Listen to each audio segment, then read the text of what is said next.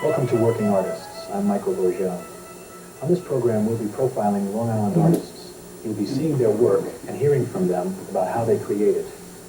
Artists are compelled to put into visual expression that which is inside them, to create a world unlike any other. Whatever the medium, sculpture, painting, photography, pottery, artists bring their unique vision before us.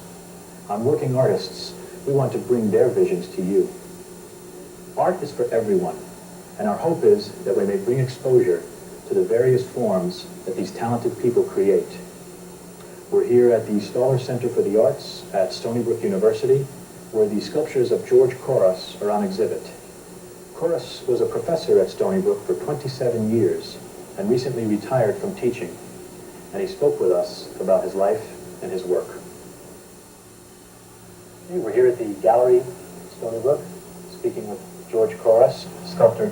George, thank you for coming in and speaking with us. Thank you for coming.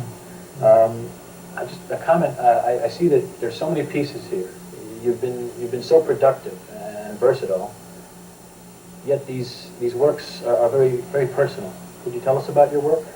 Well, I am a hard-working fellow, and I have lived long enough so that my work changed different styles, but always to evolution.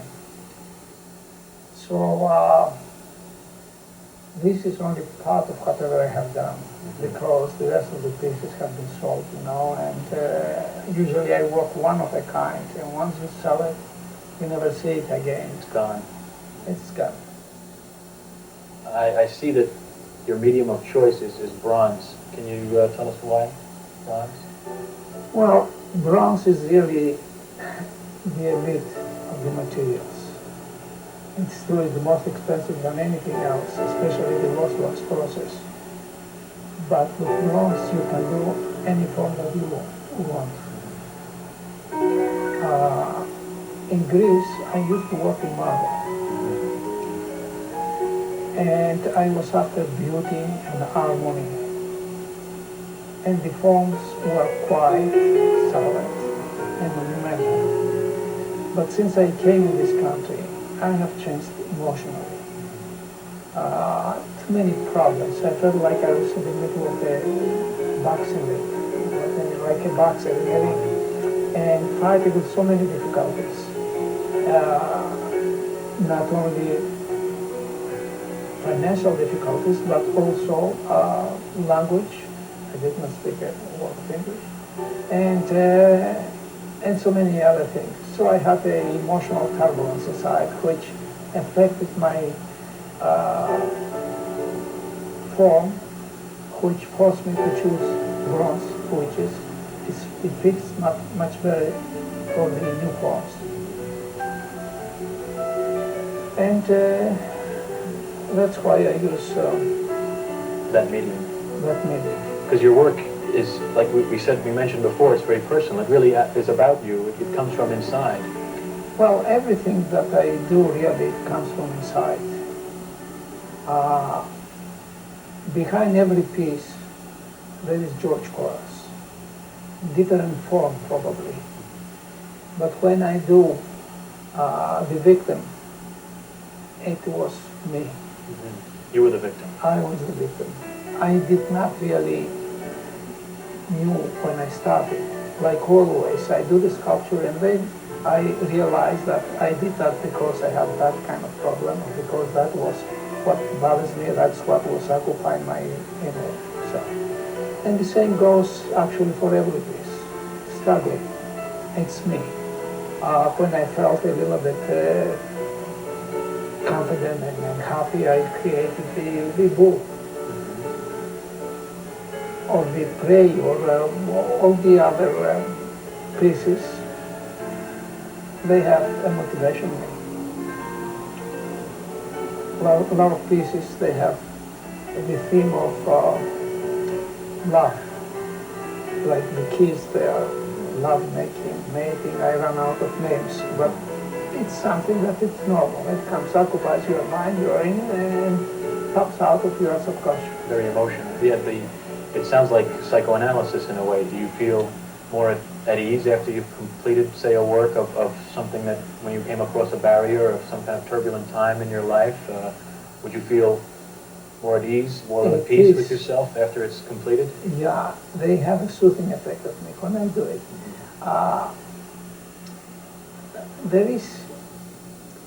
There is a safety valve. It comes out from when I do it. I feel much better. They have some soothing effect on me. Now, why I do them, I don't really know why. I believe that the subconscious is leading not only me, but everybody else has. I think that the subconscious is really the real boss inside of us that tell us what to do in life. I still ask myself why I became an artist. I was doing very nicely in my hometown, financially and otherwise. But it was a need. You are ambitious to do something in life. Your mind tells you what to do, how to serve. The subconscious decides what it wants. And it is it's almost like you have no choice in a way to express. Exactly. It's going to come. It's Exactly. going to come out sooner or later. Exactly. That process of being compelled to make a visual expression from what's within, is that something that took a period of time? Could you tell us maybe about your early life? How did you make the decision or make the arrival that I want to express myself visually to be an artist? Tell us maybe about your early years. Yeah, well, I don't really know why. From my early years, I admire the artists. The artists are my heroes, my gods. I used to go to the library and read their biographies. I used to draw, do sculpture in clay or something like that. And later, I used to go to we have a cultural society called Brutalist. And we used to study there, painting, music, sculpture, theater, everything was there. In sculpture and in painting, we did not have any teacher. We taught ourselves, but we used to go to the village outside of the city of Florina and to draw and paint. And then we would return again back and talk about each other's work, criticize, exchange ideas, and it was very enjoyable. Until I was so much involved that I just could not do without that. As I told you, when my father died, I took over the business with my brother together. And there are moments that I could not walk anymore. Something was boiling inside of me, and I was dropping everything and going to the mountain, the fresh air there. And I would stay there for hours. It was raining, snowing, I didn't care. And then it was like a catharsis, and then I'd go again back to the store and keep working. But I thought that I have to do something like that, and I decided to drop everything there, leave the store to my brother, and I went to Athens to the academy. It was another reason. I used to study ballet.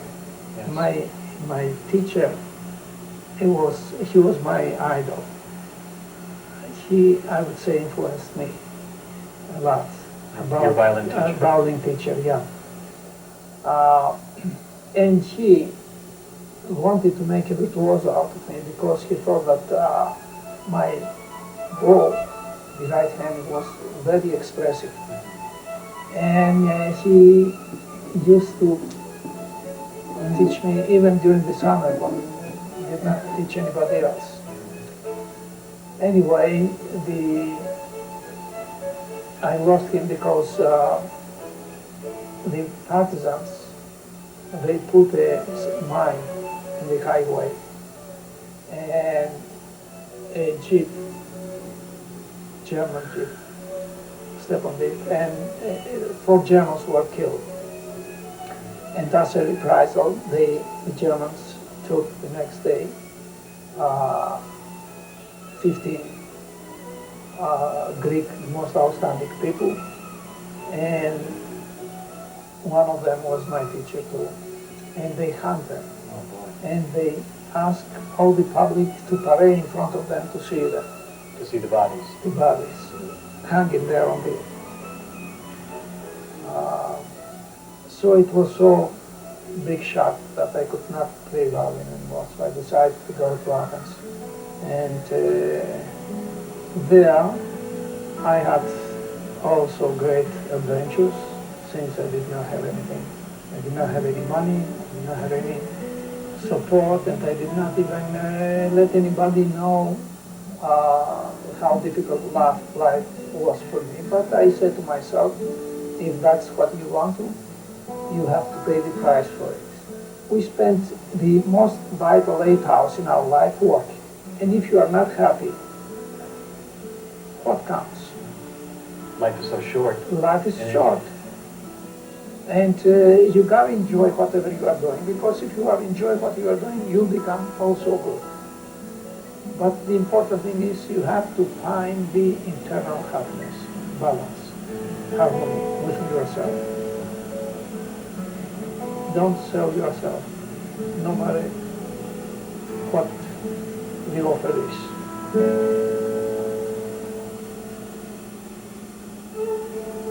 Well, maybe we could talk about some of the earlier pieces, particularly the ones that are here. Peasants, for example. Well, the peasants I did it 1949? in 1949, yeah. Then I started doing some, when I came to this country, I felt like I was in the middle of the ocean. When did And you I made that come here? painting, Lost at Sea. Lost at Sea. Yeah. Right. Very turbulent. Turbulence, yeah, I felt like that. But even so, all that turbulence, there was a moon there, a sign of hope. You know what I mean? Enjoyment, let's say, in that turbulence inside. And then I finally look around, and I found job working for Jack Lipschitz. And in Heston-on-Hudson. And I was doing some enlargement for him, casting and plaster, making molds, even some stonework. But anyway, I worked for 5 years for him. I could not pay for casting bronzes, so I used the leftovers for the bronze, and I made the sculpture like the victim, like the Greek shepherd, like the spinster. And one day I was working in one piece, the African warrior, and I saw somebody looking at me for quite a long time. So finally I asked him, "Are you an artist?" He said, "No, I am Walter P. Chrysler."